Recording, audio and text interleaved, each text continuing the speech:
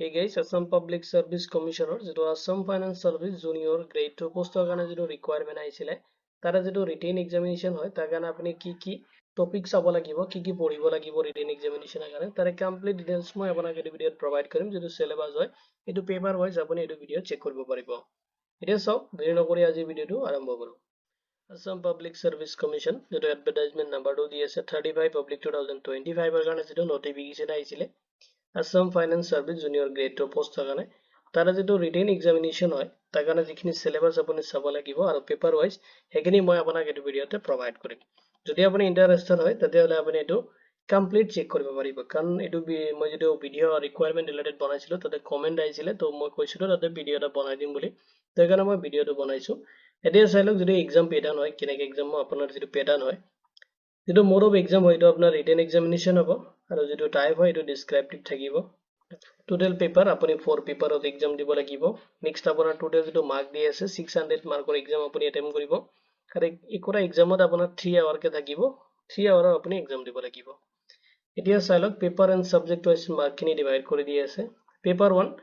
যত আপোনাৰ জেনাৰেল একাউন্টেন্টৰ কাৰণে হ'ব এক্সামটো আৰু টোটাল মাৰ্ক থাকিব 150 আৰু এক্সামৰ কাৰণে আপুনি ডিউৰেচন পাব 3 আৱাৰৰ কাৰণে এক্সাম দিব পাৰিব পেপাৰ 2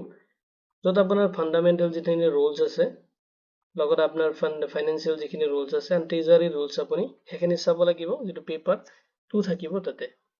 আৰু তাতে আপোনাৰ মাৰ্ক দিয়া থাকিব আপোনাৰ 150 মাৰ্ক থাকিব যেটো কোৱেশ্চন থাকিব তাতে আপুনি এক্সাম দিব আৰু ডিউৰেচন আপোনাৰ 3 আৱাৰৰ কাৰণে থাকিব আপুনি এক্সাম দিব লাগিব যত আপোনাৰ পেপাৰ 3 যত আপোনাৰ কমাৰ্শিয়াল যেটো বুক কিপিং আছে হেখিনি চাব লাগিব আপুনি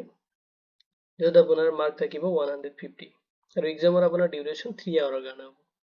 নেক্সট আপোনাৰ পেপাৰ 4 আছে যত আপোনাৰ constitution of India and public finance আপুনি চেক কৰিব লাগিব যত আপোনাৰ 150 মাৰ্কৰ কোৱেশ্চন থাকিব আৰু আপোনাৰ এক্সাম থাকিব 3 আৱাৰৰ কাৰণে এতিয়া চালক পেপাৰ ওয়াইজ আপোনাৰ ডিটেইলছ খিনি দি আছে সিস্টেমেটিক যত আপোনাৰ সিলেবাস ডিটেইলছ খিনি যে পেপাৰ যেটো 1 আছে যত আপোনাৰ জেনাৰেল একাউন্টেন্ট খিনি আপুনি চাব লাগিব যত আপোনাৰ ইনক্লুডিং হৈ আছে প্ৰিন্সিপল অফ একাউন্টিং তো একাউন্টিংৰ যিখিনি প্ৰিন্সিপল আছে আপুনি কি চাব লাগিব ডুৱেল এন্ট্ৰি সিস্টেম খিনি চেক কৰিব নেক্সট আপোনাৰ journal ledger and trial balance আপুনি এখিনি ৰিভিজন দিবেন আপুনি এখিনি চেক কৰিব লাগিব নেক্সট আপুনি চাব লাগিব জাস্টিফিকেশন অফ এৰৰ খিনি চাব নেক্সট আপোনাৰ যেটো ফাইনাল একাউন্ট আছে যত আপোনাৰ ট্ৰেডিং একাউন্ট লগত আপোনাৰ profit and loss account balance sheet হেখিনি আপুনি চেক কৰিব লাগিব এটো ৰিকুৱাৰমেন্টৰ কাৰণে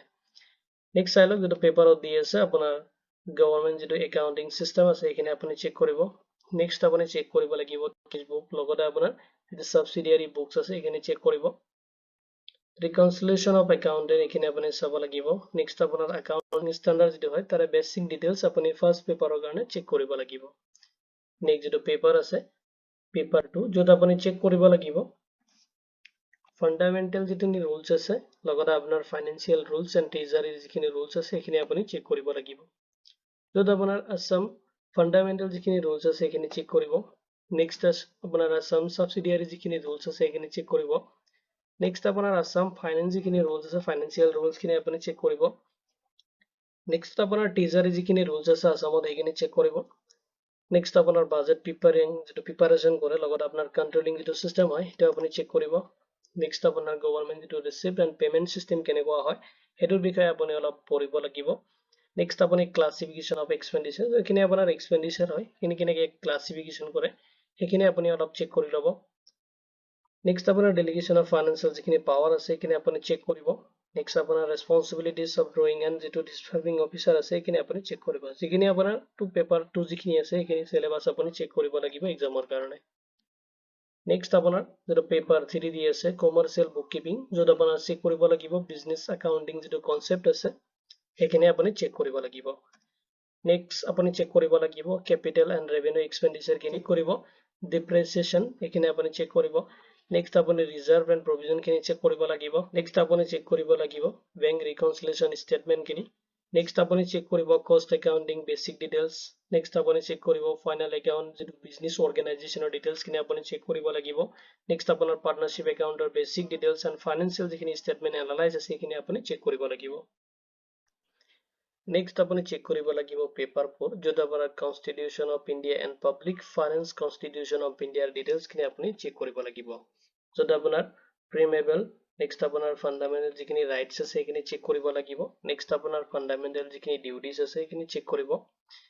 নেক্সট আপুনি চেক কৰিব লাগিব ডাইৰেক্টিভ প্ৰিন্সিপল অফ যেটো ষ্টেট পলিচি হয় সেইখিনি চেক কৰিব নেক্সট আপুনি ইউনিয়ন এণ্ড ষ্টেট গভৰ্ণমেণ্ট যেটো ষ্ট্ৰাকচাৰ হয় সেইখিনি চেক কৰিব লাগিব নেক্সট আপোনাৰ ফাইনেন্স যিখিনি কমিশনৰ যিখিনি ৰুলছ লগতে তাৰ ডিটেইলছখিনি আপুনি চেক কৰিব কনসেপ্টখিনি লগতে চেন্ট্ৰেল এণ্ড ষ্টেট যেটো ফাইনেন্স ৰিলেশনশ্বিপ থাকে সেইটো আপুনি চেক কৰিব লাগিব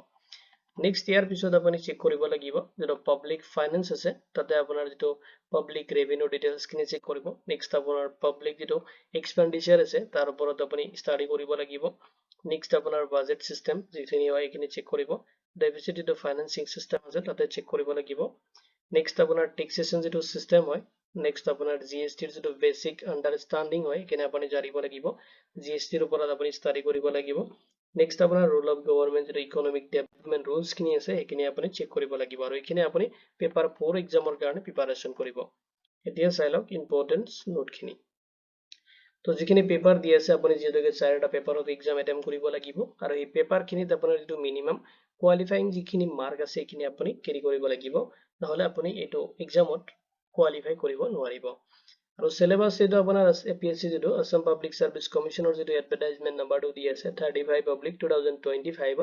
এটো আসাম ফাইনান্স সাৰ্ভিস যেটো junior grade 2 post organisation notification খিনি তাৰ কাৰণে কভাৰ কৰা হৈছে লগতে আপুনি অফিশিয়াল যেটো ওয়েবসাইট আছে তাতে আপুনি ভিজিট কৰি থাকিব তাতে কিবা আপডেট আহিলে এখিনি আপুনি ৰেগুলাৰলি চেক কৰিলে আপডেট খিনি পাই যাব লগতে এইটো ৰিকোয়াৰমেন্ট বা এইটো নোটিফিকেশন ৰিলেটেড যদি কোনো ধৰণৰ কোৱেশ্চন থাকে বা এইটো সিলেবাস ৰিলেটেড দেন আপুনি এইটো ভিডিওৰ কমেন্ট সেকশনত কমেন্ট কৰি দিব উইদিন 48 আৱাৰ্ছ আপুনি জব এলাৰ্ট টিমৰ পৰা ৰেসপন্স পাব